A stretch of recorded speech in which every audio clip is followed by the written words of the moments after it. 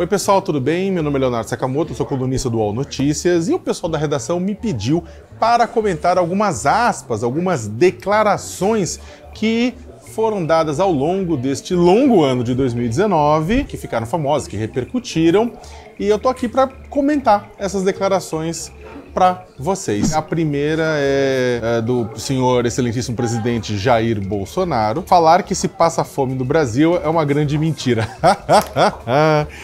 Vocês lembram dessa? Então, ele... inclusive, eu acho que foi uma... Quando ele falou isso, foi uma semana que ele estava meio atacado, porque aí teve um monte de coisa que ele falou, um monte de declarações. Era uma semana que Bolsonaro estava sendo mais Bolsonaro do que nunca, né? No nível Bolsonaro, o Bolsonaro tinha batido 100. Depois até que ele teve que corrigir a declaração, dizer que não era bem aquilo que ele quis dizer, e que foi mal interpretado, você sabe, né? O santo presidente nunca erra, a culpa é sempre da imprensa. Agora, bem, isso é uma grande mentira, então tem milhões de pessoas mentindo nas periferias das grandes cidades, na região do semiárido nordestino, em determinados pontos da fronteira agrícola da Amazônia, do Cerrado e do Pantanal. Tem gente mentindo no país inteiro, né? Eu acho que esses mentirosos não deveriam nem votar, então, não é, presidente?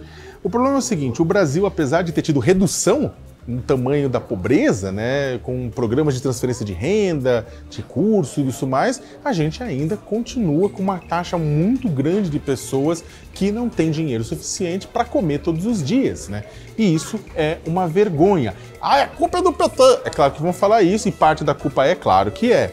Só que o presidente não ajuda em absolutamente nada ao negar essa situação para tentar aparecer bem na fita internacional. Na verdade, ele faz com que o Brasil pareça um grande bando de idiotas, porque basta só qualquer correspondente internacional ir no interior do Brasil, como eles fazem, e ver essa situação, né? Então, felizmente, o presidente está precisando viajar um pouquinho mais, né? Tá ok? Vamos para a segunda. Se o presidente da OAB, da Ordem dos Advogados do Brasil, quiser saber como o pai dele desapareceu na ditadura, conto para ele. Ele não vai querer ouvir a verdade. Ai, gente, 2019 foi um ano que... Eu tenho até medo de falar que 2019 vai ser um ano, ficar marcado na história, porque tem aquela máxima que no fundo do poço tem sempre um alçapão, né? E o alçapão pode levar para lugares nunca antes navegados. A gente imaginou que em 2013, 2014... fundo do poço, imagina, volta 2013, volta 2014, né? Isso aqui provocou, na verdade, isso aqui houve uma repercussão internacional. Felipe Santa Cruz, o presidente da OAB, pai dele foi desaparecido, tido como morto pela ditadura militar, durante a ditadura essa que o presidente Jair Bolsonaro defende com unhas e dentes os métodos, os objetivos, né? Ele... na verdade, quis... o diálogo inteiro, ele quis, na verdade, mostrar que o pai dele, o pai do Felipe Santa Cruz, o pai do presidente da OAB, estava envolvido com a luta armada, que estava envolvido com a subversão, que ele pode contar. Por que isso aqui foi tão famoso na época, essa declaração? Porque...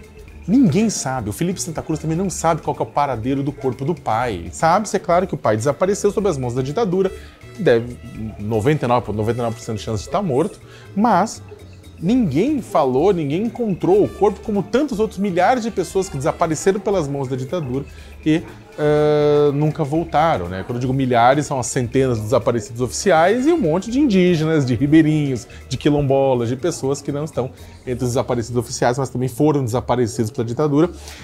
O presidente da OAB nunca pôde enterrar o corpo do pai e agora o presidente utilizou esse caso para falar, olha, eu sei, viu, como se ele soubesse o paradeiro do corpo. Até foi complicado isso aqui, depois o pessoal então pressionou para o Jair Bolsonaro dizer onde estava o corpo, né, se ele sabia, porque ele tinha inclusive relação com as pessoas que mataram Felipe Santa Cruz, o pai do Felipe Santa Cruz, só que o Bolsonaro também, como sempre, deu uma de egípcia, fez egípcia, disse que não era com ele, que ele apenas sabe porque era um subversivo e desapareceu pelas mãos da ditadura, mas foi uma frase terrível, né? Foi uma frase de que banaliza a tortura e morte de desaparecidos políticos, o que também não é novidade. O presidente fez isso a carreira inteira dele, né?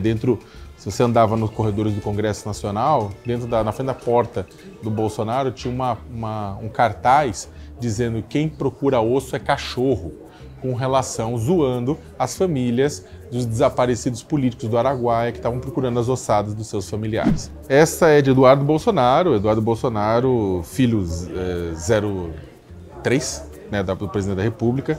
Se a esquerda radicalizar, vamos precisar ter uma resposta e pode ser via um novo AI-5. O bom pessoal fez uma seleção gloriosa aqui, né? Só frase boa, só frase democrática, né? Essa é outra, vocês lembram, né? Na verdade, foi o caso quando, naquela semana, ele já tinha dado uma entrevista, o deputado Eduardo, já tinha dado um depoimento do deputado Eduardo Bolsonaro na tribuna da Câmara, falando a respeito, dando a ideia de que poderia se pedir um novo AI-5, mas aí depois, numa entrevista para a jornalista Leda Nagli, né, no canal dela no YouTube, o deputado falou isso, né? Falou que, olha, se a esquerda radicalizar como os protestos que estão acontecendo no Chile, em outros lugares na América do Sul, então vamos, digamos, o governo dele, vamos precisar dar uma resposta, que é um novo ato institucional número 5. O que foi o AI-5? Em dezembro de 68, a ditadura editou o ato institucional número 5, dando poderes para o governo federal fechar o Congresso, caçar direitos, caçar mandatos, na prática agir com violência, fazer o diabo com a população, como ela veio a fazer o diabo com a população. A gente entrou no período mais sombrio do Brasil naquele momento. É um período em que o governo federal podia tudo, inclusive torturar e matar pessoas, né? Não legalmente, mas extralegalmente, através dos poderes que tinham sido colocados pelo AI-5. E o que o Eduardo Bolsonaro, na prática, ele fala isso. Rolar quebra-pau, rolar manifestação. Então, aí depois ele foi criticado dentro e fora do Brasil, até investidor externo, né, olhando para isso e falou, pelo amor de Deus, que situação, que ambiente de instabilidade, né? Eu fui criticado pela direita liberal, pela esquerda responsável, por todo mundo, criticou o posicionamento do Eduardo. Ele teve depois também seguir o caminho do pai no Rosário de Desculpa, falar não é bem assim, não foi isso, mas isso na verdade mostra todo o amor da família Bolsonaro pela democracia, né? Um amor que é bastante baixo, né? Espero que eles não amem-se a si mesmos como eles amam a democracia. Isso aqui ficou marcado também. E a partir daqui, né, não foi só ele, outras pessoas vieram a falar das declarações iguais. O todo-poderoso Paulo Guedes, ministro da Economia, falou a mesma coisa, citou a mesma coisa, citou o AI-5, etc, numa resposta. Investidores cobraram, acharam um absurdo o ministro da Economia estar citando um AI-5 com relação a controle de manifestações. O general Augusto Heleno, chefe do Gabinete de Segurança Institucional da Presidência da República, ele respondeu essa questão quase que falando, olha, mas se ele tiver que fazer isso, ele tem que procurar apoio no Congresso, como normalizando a situação também. Ou seja, esse é um tema que não sai da boca desse povo, porque na verdade não sai da cabeça desse povo. Formas de controlar manifestações, formas de controlar movimentos populares, forma de jogar a Constituição Federal na lata do lixo, né? Forma de jogar as garantias institucionais da população brasileira na lata do lixo. Isso aqui, infelizmente, é acender um sinal amarelo, e o que muita gente temia. Hoje o presidente não tem poder para isso, mas vai que a economia cresce, ou vai que ele é colocado contra a parede devido ao fato da economia não crescer. Pode acontecer de tudo. Voltando para o presidente, né? Que o presidente é o grande frasista de 2019, foi o grande frasista de 2019, para nosso sofrimento. Brasil não pode ser o país do mundo gay. Ai, Jesus. De turismo gay. Quem quiser vir aqui fazer sexo com mulher, fique à vontade. Eu não estou pensando na resposta, não, estou olhando para ele, olhando indignado. Eu tinha esquecido que ele tinha falado isso, né? O grande problema, eu não vou falar da contextualização dessa frase, mas eu vou falar de uma coisa geral. O presidente Jair Bolsonaro, ao longo de toda a sua vida política, ele sempre foi criticado devido ao seu machismo, a sua homofobia, o seu racismo, a violência com a qual ele tratava movimentos sociais e movimentos de esquerda.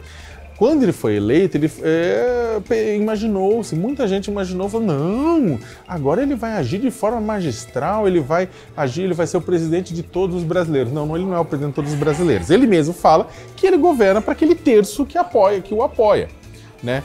Agora, o ponto é que aquele deputado do baixo clero que falava um monte de abobrinha pode ter saído do Congresso, mas ele não saiu do corpo do Bolsonaro, ele continua lá, né?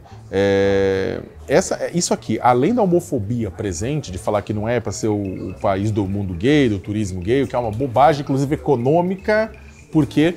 Porque o turismo relacionado a eventos LGBTQI, eventos gays, lésbicas, transexuais, eles trazem renda. A cidade de São Paulo, que conta com uma das maiores paradas LGBTQ do mundo, ganha dinheiro com isso. Lembra que ele falou no começo do ano que ele não ia agir com ideologia nas coisas? Não vou agir com ideologia, vou agir com pragmatismo? Então, isso aqui é ideologia, vai perder dinheiro.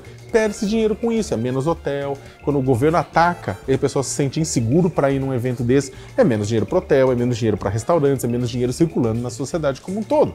Então, seria ótimo se o Brasil fosse visto como um lugar em que os turistas gays se sentissem à vontade, se sentissem tranquilo, o que não significa aquele estereótipo idiota que fala que coloca que vai ter um monte de gente assediando, fazendo sexo com crucifixo, aquelas bobagens que o pessoal fala, distribuindo uma madeira de piroca na cidade. Agora, a segunda parte é até mais preocupante, porque quiser vir aqui fazer sexo com uma mulher, fica à vontade, né? Do tipo, a gente já tem a visão em todo mundo, eu trabalhei anos em revista de turismo, a gente tem uma visão em todo mundo de que o Brasil é o paraíso do turismo sexual.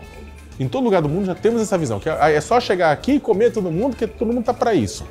Tem violência, inclusive, de turistas contra mulheres brasileiras, mas também tem a população brasileira com aquela imagem, a população masculina brasileira, nós homens agindo de forma idiota, como se as mulheres estivessem lá para o nosso prazer. E uma declaração dessa com o presidente da República, é muito ruim. Essa declaração se assemelha a uma declaração antiga do então prefeito Paulo Maluf, do ex-prefeito Paulo Maluf, que falava, estupra, mas não mata. É o mesmo nível de declaração. Não é. É o mesmo nível de declaração. Tá chamando o Bolsonaro de estuprador? Não. Aí você está achando isso, o problema é sua interpretação de texto. O problema só é que o presidente foi machista, foi homofóbico e o pior de tudo, reforçou aquilo que movimentos feministas, movimentos de mulheres do Brasil inteiro estão tentando. Tipo, reduzir a violência, reduzir os discursos que levam à violência, e discurso com essa leva a uma violência sim. Quinta. Bolsonaro, novamente, daqueles governadores de Paraíba, o pior é o do Maranhão. Tem que ter nada com esse cara. Isso aqui foi no dia seguinte, foi numa sexta de manhã, no dia seguinte da live que ele tinha falado da fome. Não, ou foi no mesmo dia, foi no mesmo dia, acho que foi no mesmo dia da reunião em que ele falou da fome, né? Em que ele estava criticando o governador do Maranhão, Flávio Dino, do PCdoB, que é um crítico contumaz ao presidente da República. E o que acontece? Ele chama os governadores do Nordeste de governadores de Paraíba. Olha que legal, né? Olha que idiota. Por quê? Porque é o seguinte, ou seja, isso aqui é uma declaração que conta com um preconceito regional. Ele está chamando que é uma forma preconceituosa chamar todo mundo da população nordeste de Paraíba, que é uma forma que, inclusive, muita gente do Centro-Sul Maravilha chama o pessoal do Nordeste, chama de Paraíba, que não teria que ser, não seria nenhum problema se não tivesse essa carga preconceituosa aqui do Sudeste na palavra. Né? E tem que ter nada com esse cara. Ou seja, o que ele está falando? O que ele falou? Falou o seguinte, ó, esse cara eu não gosto dele, esse cara me critica, então não tem que ter dinheiro federal para esse cara. Mas peraí, o dinheiro federal não pertence à família Bolsonaro, apesar de vez em quando eles devem achar isso. Não pertence, pertence ao povo brasileiro. Cadê a relação republicana entre poderes, entre governadores e presidente? Não tem. Então, isso aqui mostra como o presidente Bolsonaro, ao longo do ano, agiu como se estivesse coordenando uma firma, uma empresa pessoal dele. E não é, ele está coordenando a presidência da República do país. Né? Ele agiu como se estivesse num jogo entre amigos, o dinheiro não é dele. Né? Então, novamente, o Bolsonaro especializando em pacote de insultos. Agora uma frase de fora, né? do presidente Emmanuel Macron, presidente da França. Espero que os brasileiros tenham logo um presidente à altura do cargo. Eu também. Isso aqui foi no meio da... Houve um quebra-pau ao longo desse ano, um momento, na hora que o desmatamento na Amazônia cresce, na hora que as queimadas da Amazônia crescem, vem atrito, começam a surgir atritos entre o presidente Jair Bolsonaro e líderes europeus, né? A Europa, primeiro, preocupada, ela coloca dinheiro, muitos países europeus colocam dinheiro no Brasil, alguns países europeus colocam dinheiro no Brasil para combater o desmatamento. Então houve retirada de recursos, houve pressão. Bolsonaro reclamou inclusive da Angela Merkel da Alemanha, falou, não, olha, que ela replante as árvores na Alemanha, né, aqueles absurdos. E aí começou a haver troca de cutucadas, de empurrões, né, verbais entre o Bolsonaro e o Emmanuel Macron por conta disso. É claro que o Macron também não faz isso porque ele é bonzinho, ele quer salvar o mundo. Não. Macron, ele também age no sentido de proteger, né, garantir o protecionismo sobre os produtores rurais franceses, que concorrem com os produtores brasileiros, né, em preço, em mercado. Então, a União Europeia fechou, né, com o Mercosul um acordo, né, de livre comércio.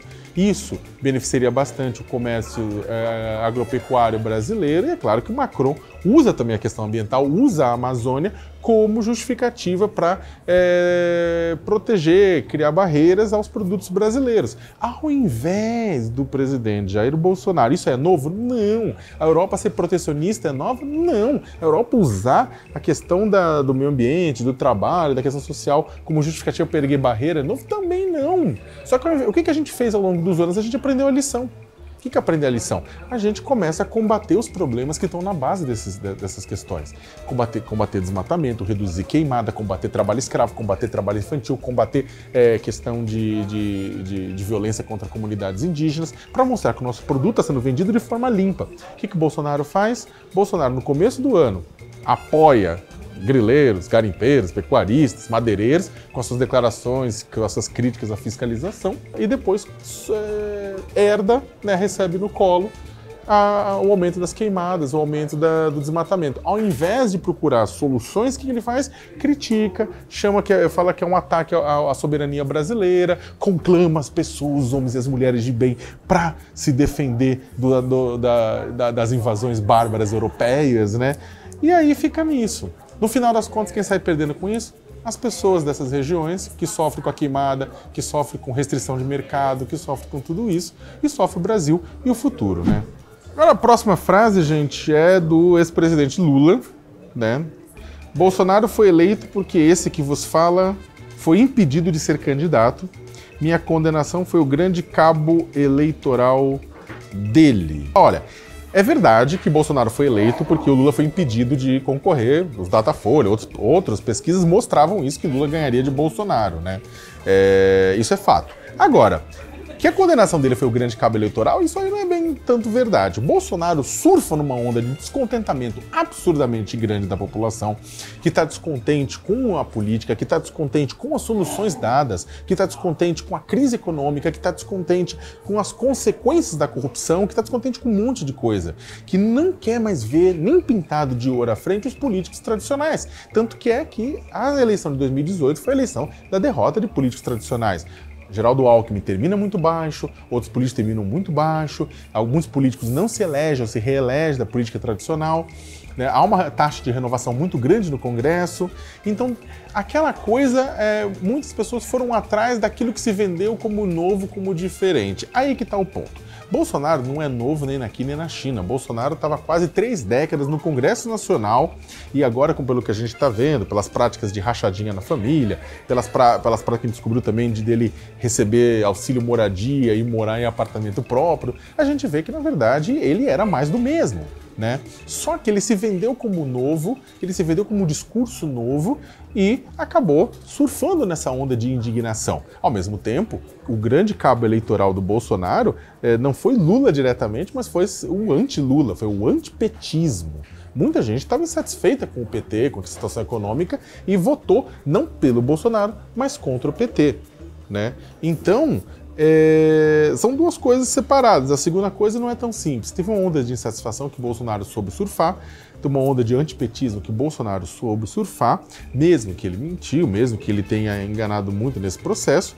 Agora, o fato é que se tivesse Lula, Bolsonaro dificilmente teria sido eleito. Outra frase do Bolsonaro é: exército não matou ninguém, houve um incidente sobre o músico que morreu alvejado por 80 tiros. Esse caso foi um caso muito triste, ocorrido neste ano. O músico Evaldo dos Santos estava com a família dele em Guadalupe, na zona norte do Rio de Janeiro, estava de carro, indo para um chá de bebê. Ele não estava indo, tipo, pegar munição que chegou, sabe? Não é. Ele estava indo no chá de bebê. E aí havia uma patrulha de militares, né, do exército ajudando a polícia lá, então fazendo uma patrulha de militares, e a patrulha começou a atirar, confundiu o carro dele com o carro de um bandido, e olha, como é que você resolve com quem eles acham que é bandido? Atira. E aí estava dentro do carro ele, o sogro dele, mulher, filhos. O que acontece o Evaldo é morto. Resumindo, o Evaldo Santos, ele é morto. O Luciano Macedo, que era um catador de materiais recicláveis, o que ele faz? Ele tenta salvar a família do Evaldo, que depois acaba salva, mas ele é atingido e morto também. Ou seja, foram duas pessoas que foram mortas. Luciano ainda agonizou 11 dias no hospital antes de morrer. Primeiro que os militares não prestaram socorro, segundo as testemunhas disseram que eles debocharam, inclusive. Depois o presidente da República me fala o quê? Me fala que o exército não matou ninguém, não foi a morte de ninguém, defendeu os policiais, defendeu os militares nessa. O julgamento deles continua, né? Segue. Foram mais de 250 tiros dados, mais de 80 acertaram o carro. 80 tiros. Gente, desculpa, para você atirar tanto assim, não é uma questão simplesmente de você estar tentando parar um conflito, um roubo. Tem ódio no meio, tem raiva no meio, tem incompetência no meio, tem ignorância no meio. Sabe? Não à toa, inclusive, a cor tanto do Evaldo quanto do Luciano ganha um doce quem me disser qual era a cor de pele dos dois. Eu não vou dizer porque não precisa, né? O fato é que houve ódio, houve rancor, eles estão sendo julgados agora. No julgamento, o que eles estão alegando? Eles estão alegando que Luciano estava armado e estava atirando neles. Ou seja, ainda por cima você tem um nível grande de covardia sobre isso. Não acharam arma, não acharam cartuchos, acharam armas e cartuchos dos militares apenas. Eles também começaram a justificar que a situação era complicada porque eles também tinham passado por momentos tensos anteriormente. O que nos faz lembrar o excludente de licitude, ideia de jirico levantada pelo ministro da Justiça e da Segurança Pública, Sérgio Moro, que basicamente fazia o quê? Que ele propõe que o policial que passar por forte emoção, por coisas do gênero, ele possa sair ileso em julgamentos, ele possa sair impune em julgamentos se ele matar alguém ou se ele for envolvido num caso de violência. Bolsonaro defendeu isso quando era deputado, está defendendo isso aqui de novo para ações de garantia da lei e da ordem, também excludentes de licitude, que na prática é liberdade para matar. Na prática é garantir que o pessoal que, por exemplo, os 9 jovens que morreram em Paraisópolis, ninguém os julgue. Por quê? Porque os militares poderiam estar sobre forte emoção também, né? Que ninguém saia punido com isso. O fato é que talvez as pessoas sejam punidas pelo caso de Guadalupe, porque o crime ganhou páginas e páginas, fotos, a família desesperada chorando em torno do carro, é desesperador. Eu acompanho essa história, é de travar a garganta, né? Só que o ponto é que é o seguinte, essa história e essa frase, elas se repetem de forma absurdamente comum. O presidente da República passando pano em quem mata e preto, pobre, morrendo na periferia das grandes cidades. Infelizmente, isso aqui não começou com Bolsonaro e não vai terminar com ele. Por fim, Lula novamente. Tenho muito processo, não estou livre. Acho que vão tentar evitar que conquiste meu direito de ser candidato. Isso não tem dúvida nenhuma. Olha, independentemente de concordar ou discordar do ex-presidente Lula, eu concordo em coisas e discordo em muitas coisas, né? Agora, o que eu concordo é que realmente vai ser muito difícil ele ser candidato em 2022. Né? Agora ele tá solto porque o STF decidiu que a condenação em segunda instância não garante prisão na automática e que a pessoa pode responder em liberdade. O Congresso Nacional vai estar discutindo e vai levar para 2020 a questão de decidir se a condenação em segunda instância leva ou não à prisão, né? Então vai ficar nessa discussão. Tem o sítio isso pelo caso do Triplex, ele foi condenado, também foi condenado agora por causa do sítio de Atibaia. num caso também que ele vai recorrer ao Supremo Tribunal Federal por alguns vícios, por alguns comportamentos esquisitos dos desembargadores do TRF4 no processo. O fato é que daqui até 2022 tem muito processo além desses para condenar o Lula em primeira e segunda instância e garantir que ele fique fora das eleições. É muito provável que seja outro candidato, que seja, por exemplo, Fernando Haddad, que assuma a vaga de candidato do PT. A grande pergunta que se tira disso, é verdade, ele tem muito processo, não está livre, provavelmente ele não vai, ou ele vai estar preso de novo, ou ele vai estar condenado e não vai conseguir por conta da lei das fichas limpas. A grande pergunta que se faz em tudo isso, com essa frase, é uma coisa que está por trás, que é o seguinte: quem serão os candidatos de 2022? Jair Bolsonaro é um deles. Sérgio Moro vai sair como vice? Ou vai sair como competidor? Ou não vai sair para coisa nenhuma? Ciro provavelmente sai. Quem mais sai? Né? Quem mais sai na esquerda? Quem mais sai na direita? Quem sai no centro-direita? E aí está a grande chave. O candidato ou candidata de centro-direita vai ser provavelmente o fiel da balança nesse processo inteiro, se unindo a um lado, se unindo ao outro, ou lançando candidatura própria. Luciano Huck, João Dória, são nomes ainda fracos. Os principais nomes estão lá. Jair Bolsonaro, Luiz Inácio Lula da Silva. Agora o Lula com um pouco menos de intenção de voto do que o Bolsonaro, que é presidente. Ou seja, o futuro do Brasil está em aberto. Eu acho que a gente tem uma grande ponta de responsabilidade no que a gente construiu para ir. 2019 foi a cara do que os eleitores brasileiros quiseram. Eu espero só que 2020, que também tem eleições, possa produzir um Brasil um pouquinho melhor. É isso, gente. Quero agradecer, né, que vocês ficaram vendo. Se alguém ficou vendo até o final, parabéns, eu quero me sentir querido. É difícil ficar vendo até o final, até porque tem muita coisa. Tem Years and Years, tem episódios que você não assistiu de Game of Thrones, né? Tem um monte de série legal para assistir, tem novela boa também que lançou. Então, a competição é grande, mas quem ficou até o final, agradeço muitíssimo. E é isso, 2020 não tão mal, como diriam os australianos. E muita paz para vocês. Deu? Qual?